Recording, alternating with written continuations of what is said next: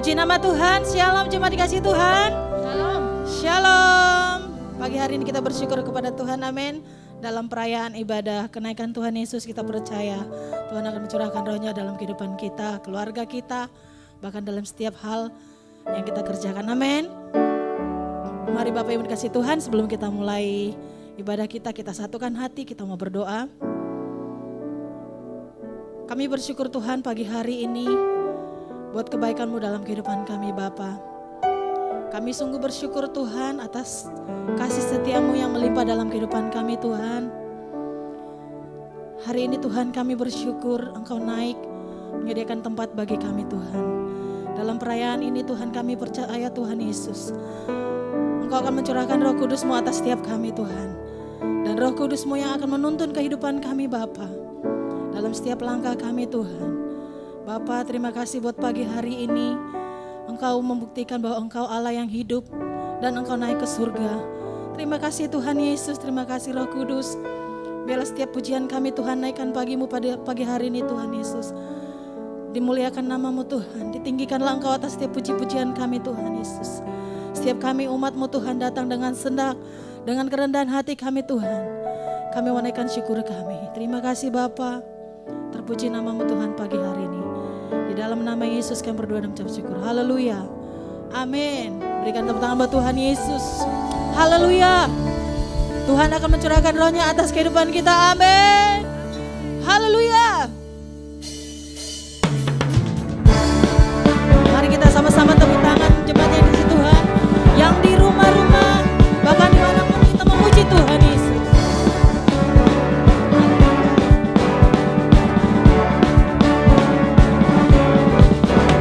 Tuhan curahkan Roh-Mu atas manusia di bumi, biar anak-anak-Mu menyampaikan nubuatan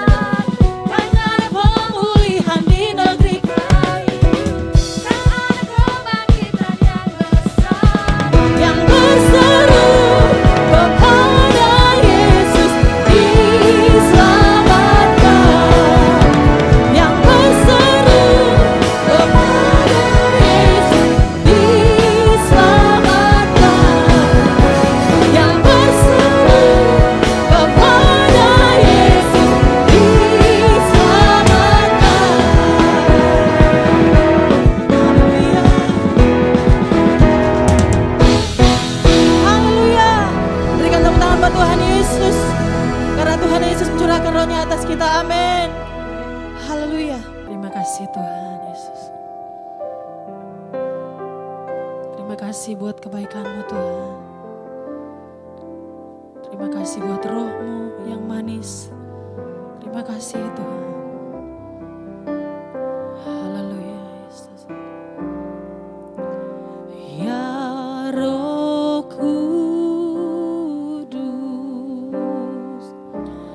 ku haus padamu.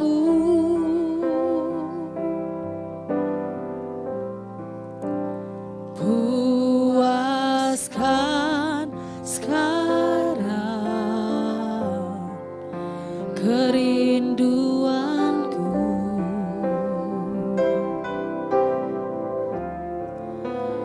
Ya Roh Kudus, Kau menuntunku.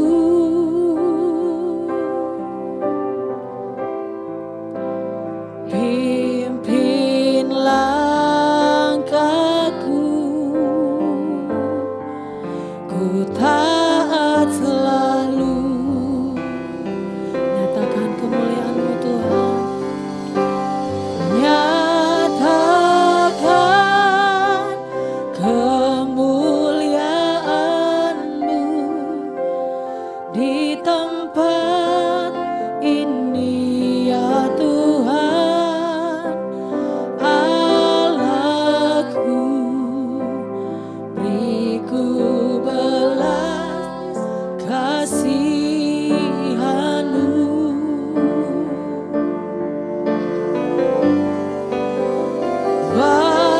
Bangkitkan roh-Mu di dalamku. Nyatakan kuasa nama-Mu. Yesuslah Tuhan.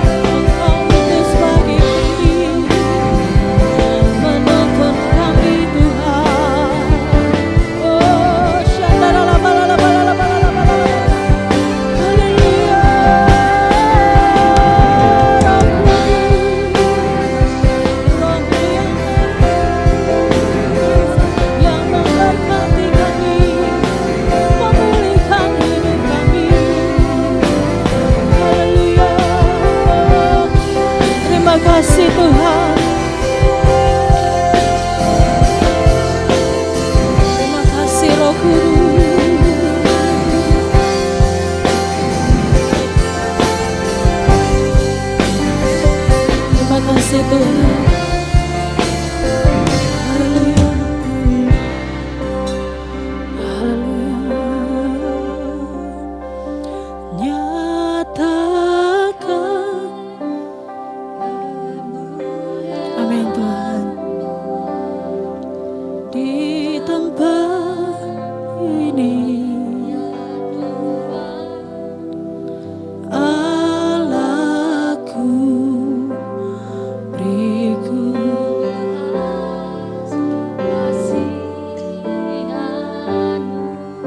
biarlah bangkitkan roh kami ya Tuhan.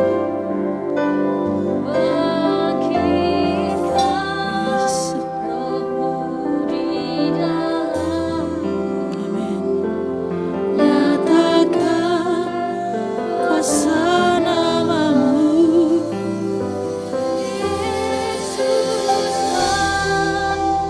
Yesuslah Tuhan. Yesuslah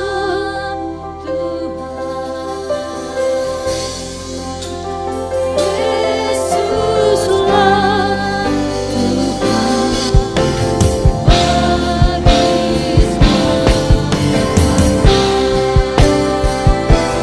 tanganmu katakan. Nyatakan kemuliaan di tempat ini ya Tuhan. Allahku beriku belas kasihan-Mu.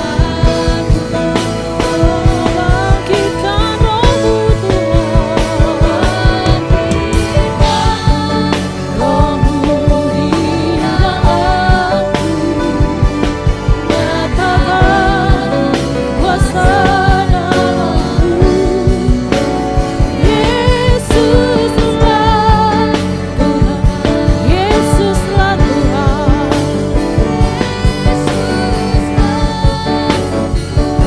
Yesuslah Tuhan. Tuhan bagi semua bangsa.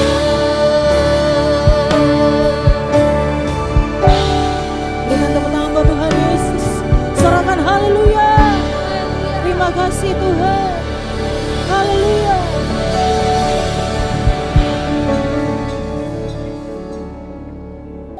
Baik jemaat yang kasih Tuhan, kita akan sama-sama mendeklarasikan arti Pentakosta ketiga. Tuhan Yesus memberkati. Pentakosta ketiga. 1. Pentakosta ketiga adalah pencurahan Roh Kudus yang dahsyat di zaman ini, melebihi yang terjadi di Azusa Street. 2. Pentakosta ketiga akan mengakibatkan penuaian jiwa yang terbesar dan yang terakhir sebelum Tuhan Yesus datang kembali. 3. Pentakosta ketiga akan membangkitkan generasi Yeremia, yaitu anak-anak muda yang dipenuhi Roh Kudus, cinta mati-matian kepada Tuhan Yesus, tidak kompromi terhadap dosa, dan akan bergerak untuk memenangkan jiwa. 4. Pentakosta ketiga lahir di Indonesia dan bergerak ke bangsa-bangsa. Gerakan ini dari timur ke barat dan akan kembali ke Yerusalem. 5. Pentakosta ketiga akan memberikan kuasa untuk menyelesaikan amanat agung, dan setelah itu Tuhan Yesus datang kembali.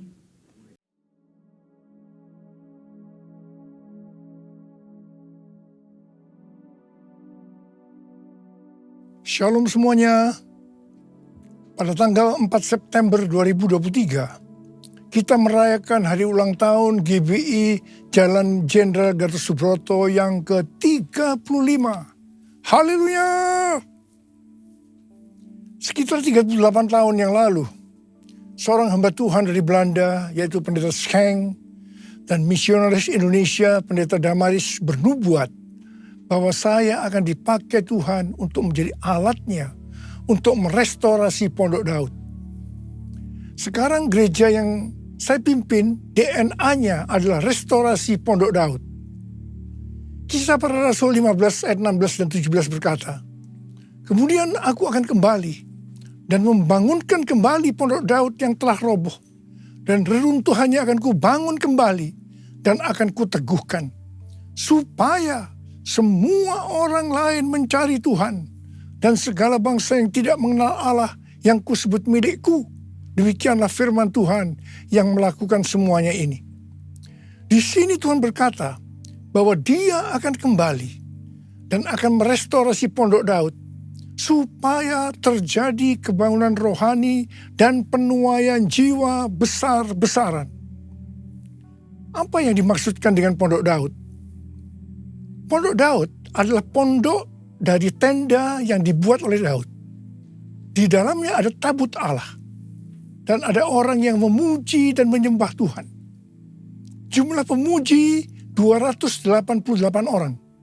Setiap kelompok terdiri dari 12 orang. Kalau 288 dibagi 12, itu hasilnya 24. Ini dapat diartikan setiap jam terjadi pergantian kelompok 12 orang tadi. Ini dilakukan siang dan malam. Berdasarkan ini, maka definisi Pondok Daud adalah doa, pujian, dan penyembahan dalam unity siang dan malam. Pada periode 25 tahun yang kedua, definisi ini disempurnakan menjadi prajurit Tuhan yang gagah perkasa, yang mempunyai gaya hidup berdoa, memuji, dan menyembah Tuhan dalam unity siang dan malam, dan yang melakukan kehendak Tuhan pada zaman ini. Di dalam pelayanan saya, sejak gereja ditanam di tahun 1988, saya melihat dan mengalami berkat melalui doa, pujian, penyembahan dalam unity siang dan malam. Terjadi kebangunan rohani dan penuaian jiwa yang sangat besar sekali. Ini tidak terjadi di Indonesia saja, tetapi juga sampai ke bangsa-bangsa. Pada mulanya, yang direstorasi adalah pujian dan penyembahan. Banyak orang-orang yang dijamah oleh Tuhan. Mereka menangis, terjadi pemulihan, kesembuhan, pertobatan. Ketika Tuhan menambahkan dengan doa, Tuhan berbicara melalui Yesaya 56 ayat 7. Rumahku akan disebut dengan rumah doa bagi segala bangsa. Dan di ayat yang ke-8, Tuhan akan menambahkan lagi orang-orang yang dihimpunnya. Tuhan memberikan pengertian kepada saya pada waktu itu. Kalau kita berdoa lebih banyak lagi, maka revival, penuaian jiwa akan terjadi lebih besar lagi. Setelah melakukan ini, yaitu doa, pujian, dan penyembahan, maka kami menanam gereja lebih banyak lagi. Kami mempunyai pengalaman bahwa dalam waktu 1,5 tahun ada 200 gereja baru yang ditanam. Jadi sekarang yang sudah direstorasi adalah doa, pujian, dan penyembahan. Waktu Tuhan menambahkan lagi merestorasi tentang unity, saya mempunyai pengalaman yang unik. Pada suatu hari Tuhan berkata kepada saya bahwa saya selama ini sombong dan arogan. Saya menangis dan berkata, ampuni saya Tuhan, ampuni saya, apa yang harus saya perbuat? Tuhan menyuruh saya untuk melakukan 2 hal. Yang pertama, menurunkan nama gereja yang menjadi kebanggaan saya waktu itu. Yang kedua, minta maaf pada gereja-gereja lain dan hamba-hamba Tuhan dari gereja lain. Waktu itu saya sudah dipercayakan Tuhan menggembalakan sekitar 500 gereja. Mungkin selama ini saya begitu bangga, sombong, dan banyak menyakiti gereja-gereja lain. Perintah Tuhan saya lakukan dengan segenap hati. Apa yang terjadi setelah itu? Roh rekonsiliasi turun di antara gereja-gereja Tuhan. Kami saling mengampuni dan terjadi unity di antara gereja-gereja. Tiba-tiba setelah itu roh doa turun melanda Indonesia. Di tengah-tengah itu tiba-tiba Tuhan berbicara bahwa Indonesia akan mengalami transformasi. Kami bersuka cita. Tiba-tiba di tengah-tengah kita berdoa, goncangan-goncangan terjadi. Tsunami melanda Aceh. Lebih dari 200.000 orang meninggal. Gempa bumi terjadi melanda Indonesia. Orang miskin bertambah banyak.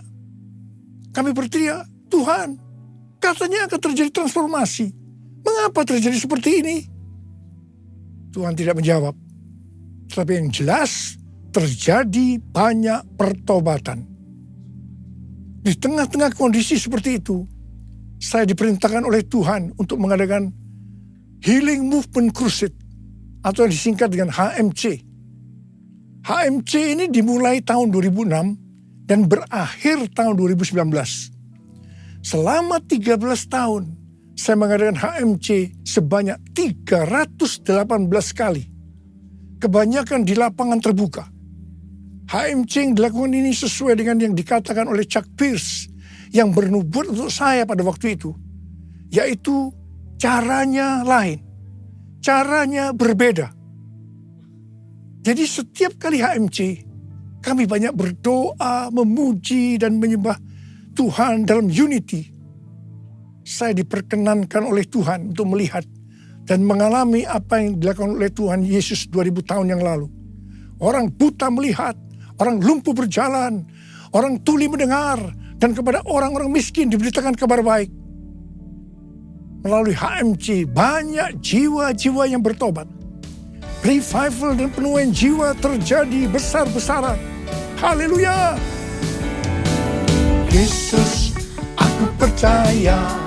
Yesus, aku percaya. Yesus, aku percaya. Yesus, aku percaya. Kau pulihkan, sembuhkan, mujizat di dalam hidupku.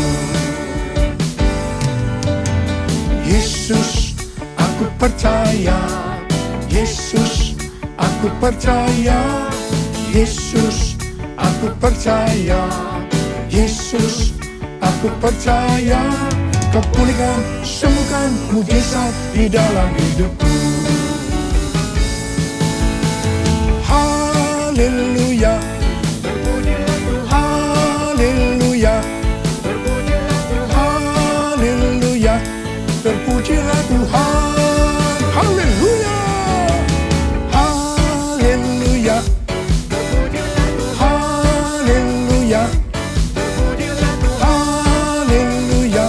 Terpujilah Tuhan. Terpujilah Tuhan. Terpujilah Tuhan.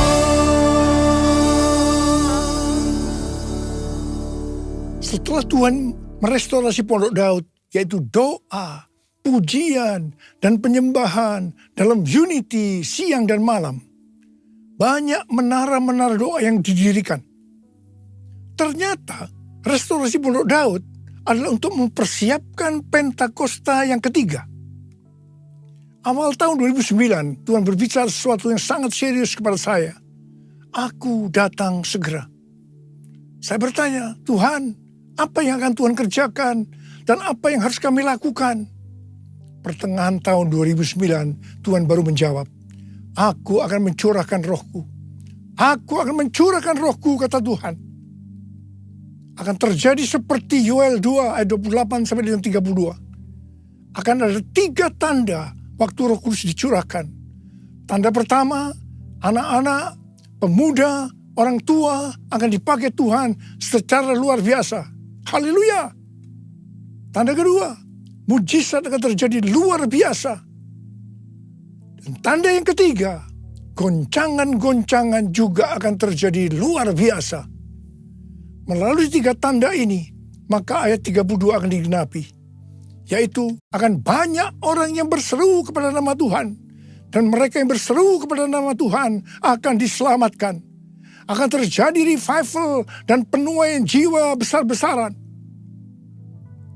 Sejak tahun 2009, setelah Tuhan berbicara tentang goncangan, dalam khotbah saya selama hampir 10 tahun, mungkin 90%-nya saya selalu mengingatkan tentang goncangan ini. Siapa mengira bahwa goncangan ini adalah pandemi COVID-19?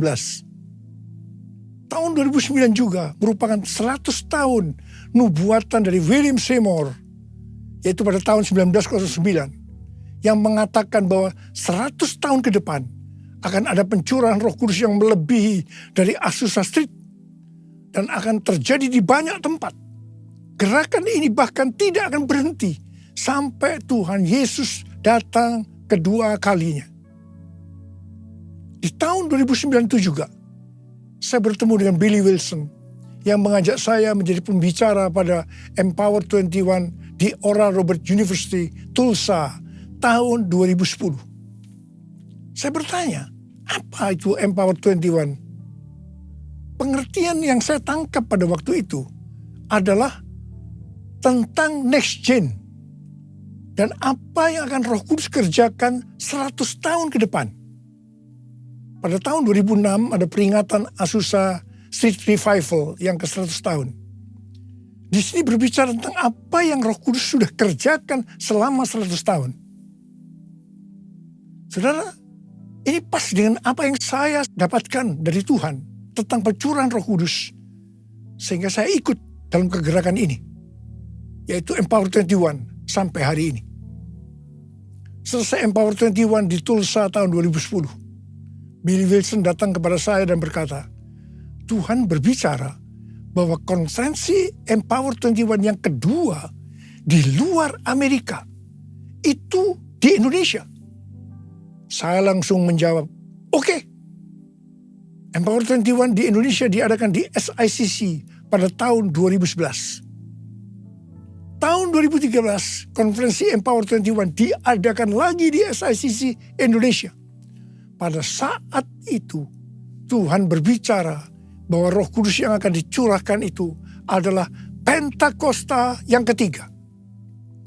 Pentakosta pertama terjadi di Kamar Loteng, Yerusalem, 2000 tahun yang lalu.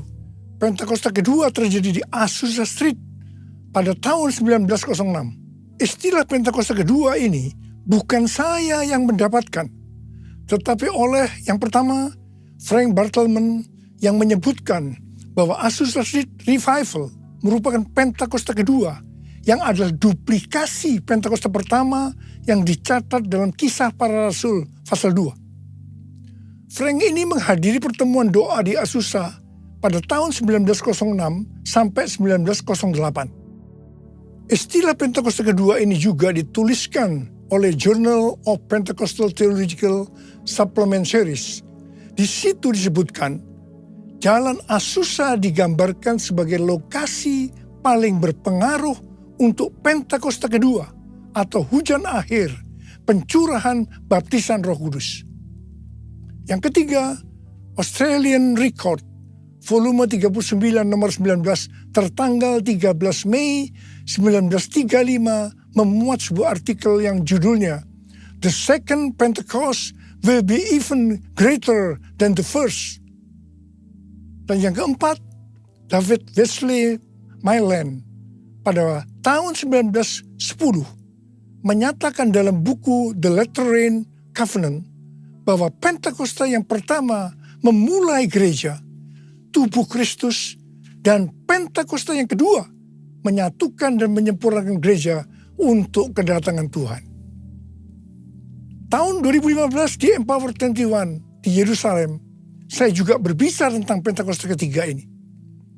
Tahun 2018 kembali konferensi Empower 21 diadakan di SICC Indonesia. Dihadiri sekitar 50 bangsa. Kita yang hadir sepakat bahwa pencurahan Roh Kudus yang terjadi waktu itu tidak sama dengan yang sudah-sudah. Dan kita sepakat bahwa pencurahan Roh Kudus Pentakosta ketiga sedang terjadi. Haleluya! C.D. Jacob bernubuat untuk saya bahwa saya adalah messenger of the third Pentecost. Kalau dulu pada waktu Pentakosta kedua, gerakan dari barat ke timur, tetapi Pentakosta ketiga ini dari timur ke barat dan akan kembali ke Yerusalem. Pengertian yang Tuhan berikan tentang barat itu adalah Amerika Serikat. Jadi Pentakosta ketiga ini akan bergerak ke Amerika dan dari Amerika akan menyebar ke seluruh dunia dan akhirnya kembali ke Yerusalem. Di Oral Roberts University, dalam lobi asrama Nico Nyoto Radio Hall, di situ dituliskan tentang sejarah Pentakosta ketiga. Di Pentecostal Theological Seminary, PTS, Church of God, ada Third Pentecost Channel di Spirit Network. Pada tanggal 14 dan 15 April 2023 yang lalu, diresmikan atau didedikasikan Third Pentecost Azusa Street Prayer Tower. Letaknya di pusat kota Los Angeles, California. Lokasinya sekitar 120 kaki, yaitu 36,5 meter dari Azusa Street Revival 1906. Menara doa Azusa ini sebagai tempat untuk berdoa bagi kebangunan rohani global Pentakosta ketiga, dan juga tempat pelatihan dan pelayanan. Di sini akan ada doa, pujian, penyembahan dalam unity siang dan malam. Kemuliaan Bapa Allah Maha Kuasa, dipujian dan hormat selamanya. Kemuliaan Bapa Allah Maha Kuasa, beri pujian dan hormat selamanya. Selamanya. Selamanya. Ada 5 definisi Pentakosta ketiga. Definisi Pentakosta ketiga ini bukan semuanya saya yang mendapatkannya, tetapi sebagian berasal dari nubuatan hamba-hamba Tuhan lain. Saya menyusun dan menyimpulkan pasal-pasal nubuatan yang didapatkan oleh hamba-hamba Tuhan lainnya.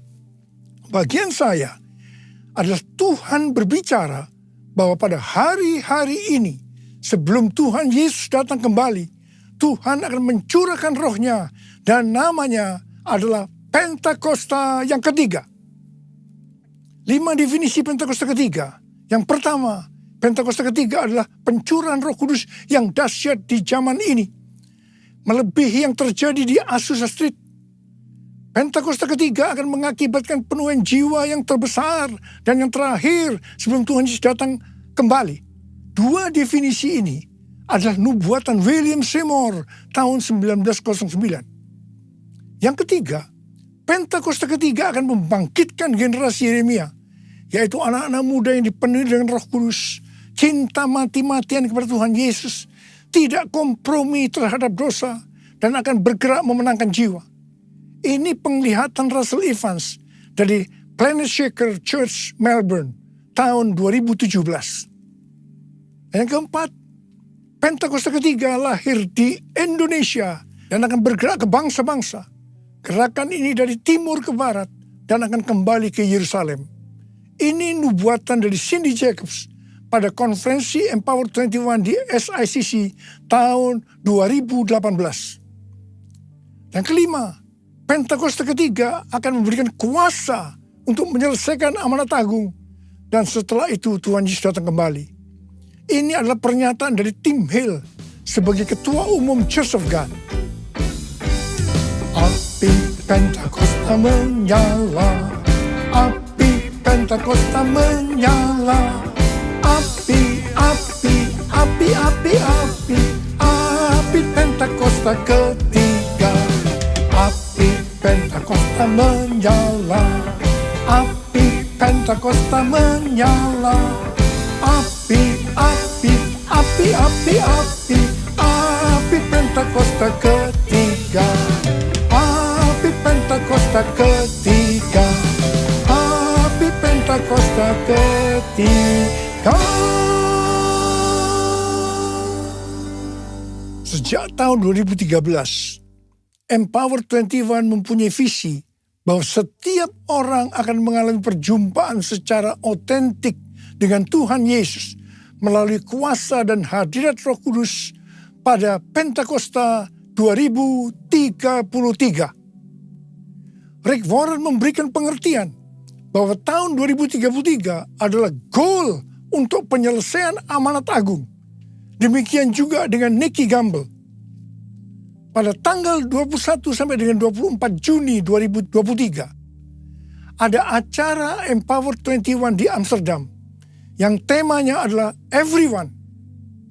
Konferensi ini berbicara tentang tahun 2033. Acara ini diikuti sekitar 6.000 orang yang berasal dari 130 negara dan juga diikuti secara online oleh 22 negara. Saya berbicara 2 kali. Yang pertama di workshop dan yang kedua di acara penutupan di Olympic Stadium. Tema yang diberikan kepada saya adalah Pentakosta yang ketiga. Saya mengajak kita semua untuk memperhatikan dekade ini sampai dengan tahun 2033. Tahun 2033 adalah peringatan penginjilan atau amanat agung yang ke-2000 tahun.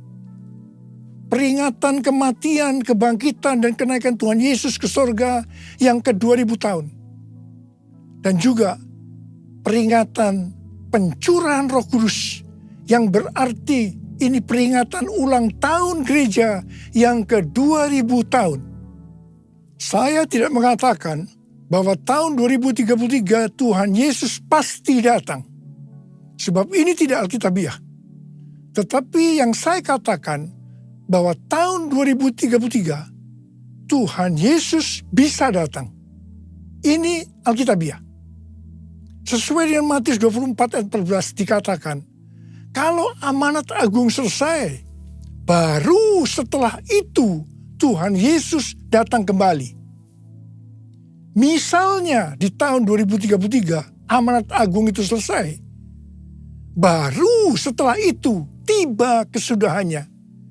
Tuhan Yesus datang, bisa 1 hari, bisa 1 minggu, bisa 1 bulan, bisa 1 tahun, tetapi yang jelas Tuhan Yesus segera datang. Saya mau berdoa buat saudara. Bila kita semua dipakai oleh Tuhan untuk menyelesaikan amanat agung Tuhan Yesus. Yang mau katakan amin. Angkat tangan saudara. Katakan bersama saya. Layaklah segala bangsa sujud kepadamu, sebab kau Allah yang kudus, layak disembah. Layaklah segala bangsa sujud kepadamu, sebab kau Allah yang kudus, layak disembah. Curahkanlah kuasa-Mu Tuhan, mujizat terjadi di tempat ini. Curahkanlah kuasa-Mu Tuhan, mujizat terjadi sekarang ini. Mujizat terjadi sekarang ini. Mujizat terjadi sekarang ini. Syaralabakana matakara barabara. Curahkan pengurapan-Mu buat kami semua Tuhan. Curahkan pengurapan-Mu ya Tuhan. Terima pengurapan Tuhan. Terima pengurapan Tuhan. Terima. Terima kasih Tuhan. Terima kasih dalam nama Yesus. Amin.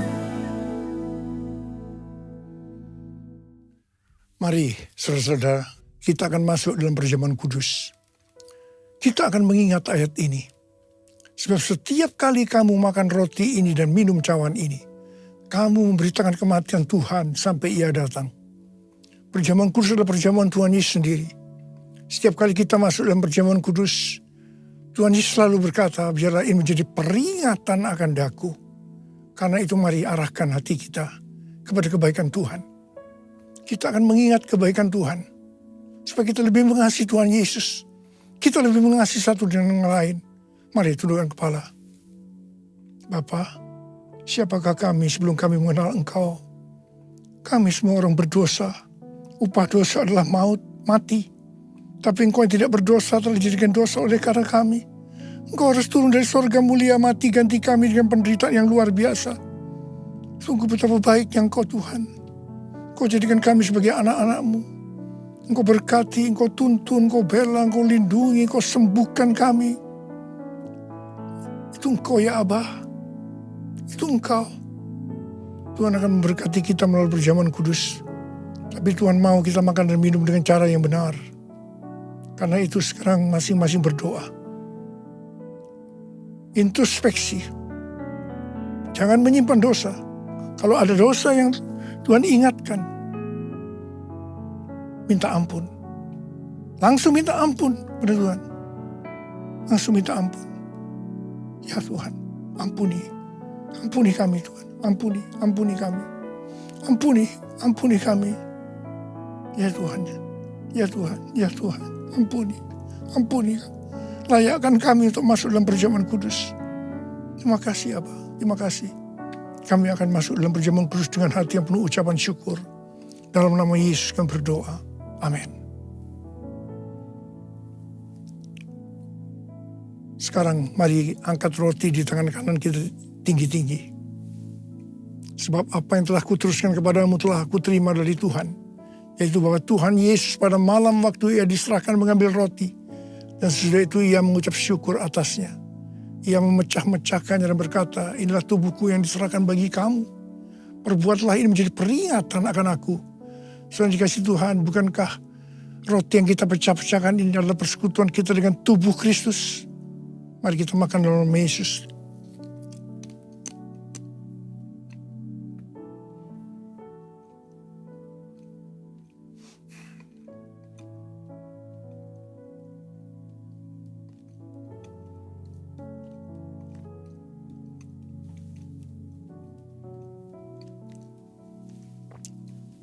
Angkat cawan kita di tangan kanan saudara tinggi-tinggi. Demikian juga yang mengambil cawan sesudah makan lalu berkata, cawan ini adalah perjanjian baru yang dimeteraikan oleh darahku. Perbuatlah ini setiap kali kamu meminumnya menjadi peringatan akan aku. Sudah dikasih Tuhan, bukankah cawan pengucapan syukur. Yang atasnya kita ucapkan syukur adalah persekutuan kita dengan darah Yesus. Mari kita minum dalam nama Yesus.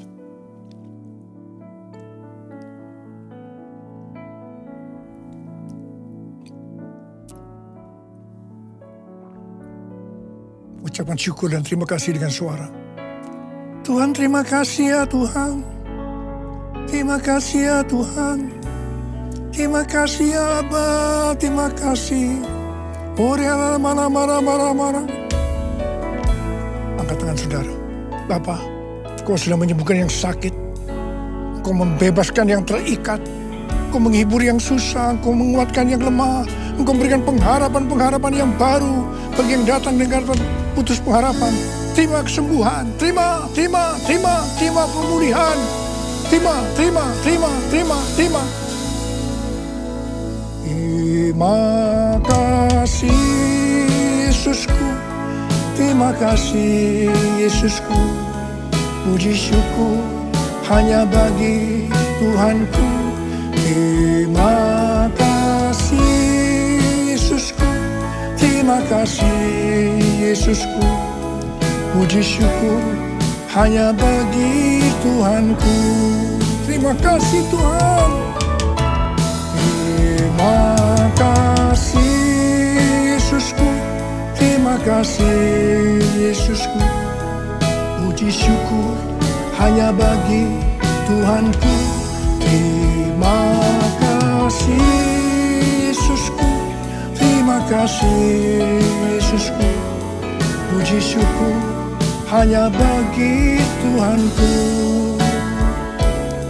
Puji syukur hanya bagi Tuhanku. Puji syukur hanya bagi Tuhanku.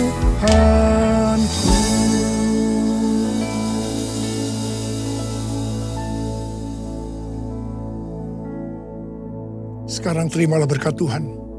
Kasih karunia berlimpah-limpah daripada Allah Bapa dalam anak yang tunggal Yesus Kristus. Persekutuan yang manis dengan Roh Kudus menyertai saudara sekalian mulai hari ini. Sampai Tuhan Yesus datang menjemput kita di awan-awan dan bahkan sampai selama-lamanya. Yang percaya bersama-sama katakan, amin.